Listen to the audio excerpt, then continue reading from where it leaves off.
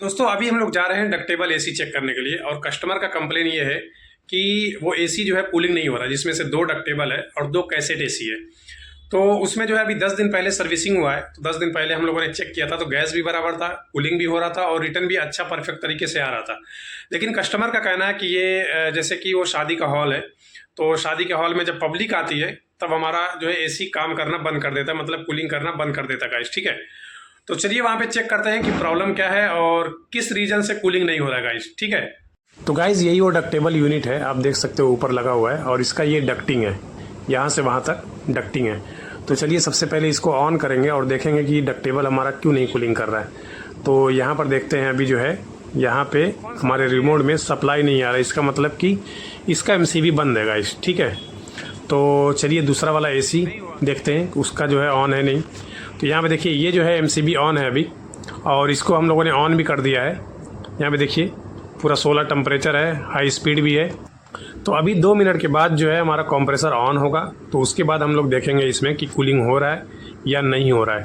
तो चलिए आपको लेके चलते हैं आउटडोर यूनिट की तरफ। आपको एक बार डक्टेबल यूनिट दिखा देता हूँ, जस्ट इसके ऊपर ही लगा हुआ है। यहाँ पे देखिए डक्टेबल यूनिट लगा हुआ है और इसके बाजू में एक डक्टेबल यहाँ पे लगा हुआ है। दोनों डक्टेबल आजू बाजू में ही लगे हुए हैं, दोनों इंडोर और आउटडोर भी दोनों साथ ही में लगे हुए हैं। और यहाँ पर 2 कैसेट एसी भी लगे हुए हैं, चलिए वो भी दिखा देते हैं। तो यहाँ पर थोड़ा सा आगे जाएंगे, जहाँ पे स्टेज है, दूल्हा दुल्हन जहाँ पे बैठते हैं, यहाँ पर जो है एक कैसेट एसी यहाँ पे ऊपर साइड में लगा हुआ है। ये 4 टन का कैसेट एसी है और इसी तरीके से इसके पीछे जस्ट एक कैसेट एसी लगा हुआ है, ये देखिए 4 टन का ये भी है गाइस। ठीक है, तो फिलहाल जो है यहाँ पे 2 कैसेट और ये जो डक्टेबल के आउटडोर यूनिट है, ये नीचे एक और ऊपर साइड में एक, यहाँ पे 2 आउटडोर इसके लगे हुए हैं। R22 गैस है इसमें। तो अभी 2 मिनट में जो है ऑन हो जाएगा, तो ऑन होने के बाद हम लोग देखते हैं कि यहाँ पे कूलिंग हो रहा है या नहीं हो रहा है। तो चलिए यहाँ पे अभी जो है आउटडोर यूनिट ऑन तो नहीं हुआ है, ये दोनों डक्टेबल साथ में ही लगे हुए हैं।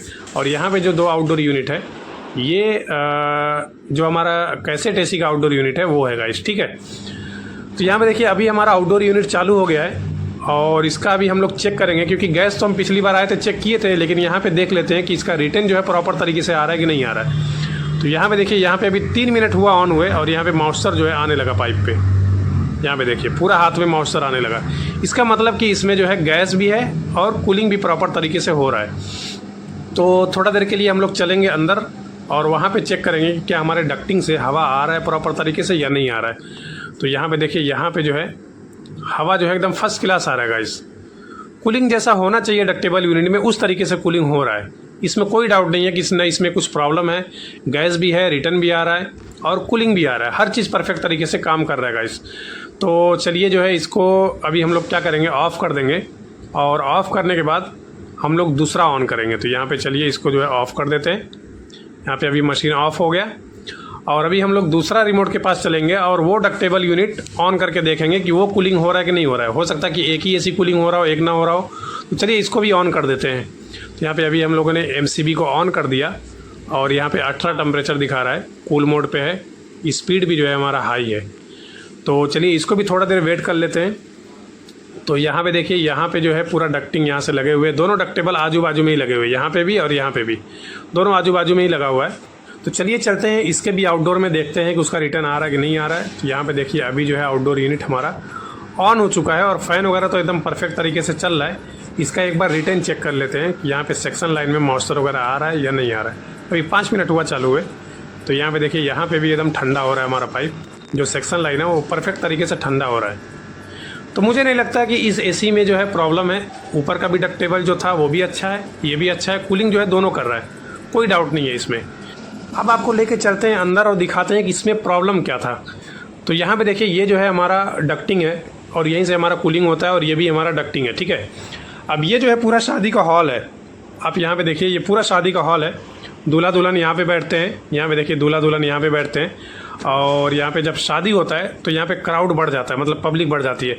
लेकिन ये जो विंडो दिख रहा है, ये विंडो और ये विंडो और एक आगे भी विंडो है, ये भी आपको दिखा देता हूँ। ये विंडो, ये तीनों विंडो जो है ना, अगर शादी होती रहती है तो भी ये खुला रहता है।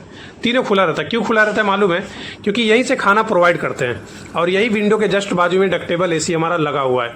तो ये जितने भी गर्म हवा फेंकता है सब विंडो से अंदर आ जाते हैं गाइस, मतलब कि शादी के हॉल के अंदर आ जाता है।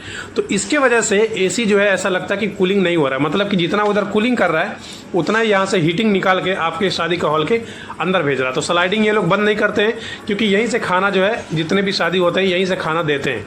अब या तो आप जो खाना देते हो या तो आप वो लोकेशन चेंज करो, कहीं और से खाना प्रोवाइड करो, या तो ये आउटडोर यूनिट जो है बाहर साइड में शिफ्ट करना पड़ेगा ताकि गर्म हवा अंदर साइड में ना आएगा इस, ठीक है। स्लाइडिंग हमेशा बंद रहेगा तो कूलिंग परफेक्ट तरीके से होगा। तो गाइस आज के लिए बस इतना ही, मिलता है कोई नेक्स्ट वीडियो में। वीडियो देखने के लिए बहुत बहुत शुक्रिया।